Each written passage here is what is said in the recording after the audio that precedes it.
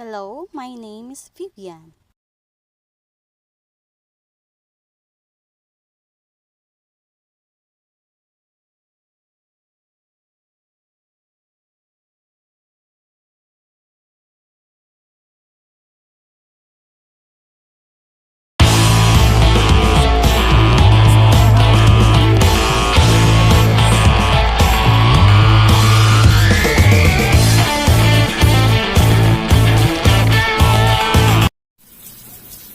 So this is my night routine before heading to sleep. I wash my face. I clean up my body before I wash my face before I sleep. Then I moisturize my skin every night. I clean up my body before I use go to sleep. Cleanser to remove excess dirt in my face. I sleep at exactly 10 o'clock in the evening and I drink 1 glass of water before I sleep. This is my routine every morning. I take a bath every day. I brush my teeth and I comb my hair after every bathing to feeling better and feel good. So I don't skip breakfast and I take food supplement every day.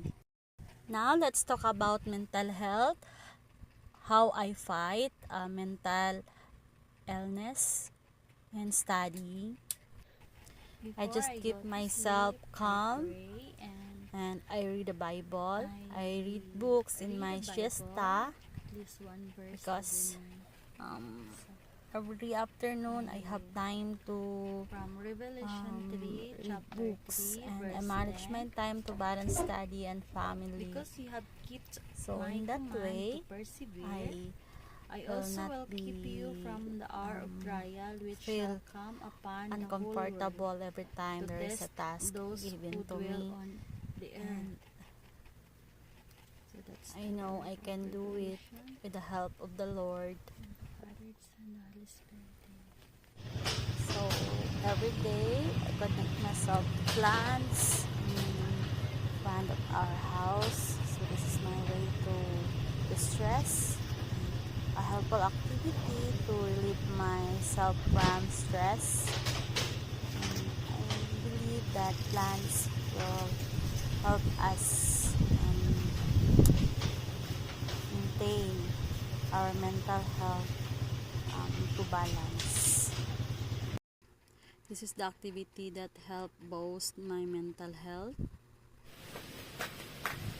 And this is the activity that help me maintain my mental health healthy. I do exercise at least 20 minutes a day. I read the Bible at least one verse every before I sleep. And I find peace when I connect to nature, especially every morning. If I have no class, and I pick the weeds, my plants, and water them, and talk to them that they will bloom, and they give me flowers. In that way, I feel relieved. The stress that I felt may lessen, and